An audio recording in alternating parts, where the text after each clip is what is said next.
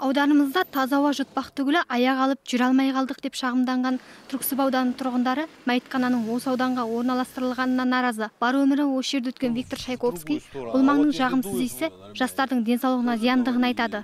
Специальных холодильников хранить трупы.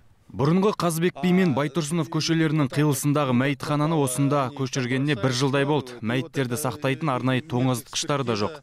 Мен мұны жақсы білемін. Тұрғындар бұған дейін де наразылық білдіріп, санитарлық эпидемиологиялық орталыққа хат жолдаған екен.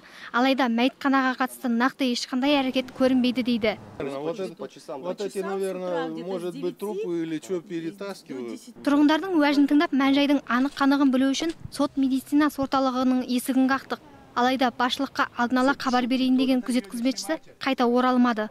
Жарты сағатқа жуық күттірген сот медицинасы орталығының басшылығы тарапынан ешқандай да жауап болған жоқ. Тек есігін қағып болмаған соң, шаруашылық ісі жөніндегі директордың орынбасары ғана төбесін көрсетіп, уақытша отырғандықтарын тілге тиек етті. Біз негізі бұл жерде железнодорожный больницамен арендада отырмыз. Келісім шарт бар, уақытша. Енді тұрғылықты келешек басқа жерде экспертизаны көшіріп ататын болса, енді оны жоғары жақтағы денсаулық сақтау министрлігі қолға алып, сол кісілер шешіп жатыр ол.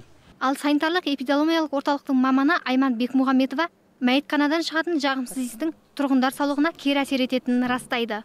Иә, жағымсыз иіс сол мәйіттердің тоңазытқышта сақталмауынан, арнайы трубкалармен қорғалмағандықтан шығады. Егер осылай болса, демек сақтық шаралары қолданылмаған деген сөз. Денсаулығына алаңдаған кейбір тұрғындар жер телімдері мен жеке үйлерін сатып, көшуге де бел байлапты.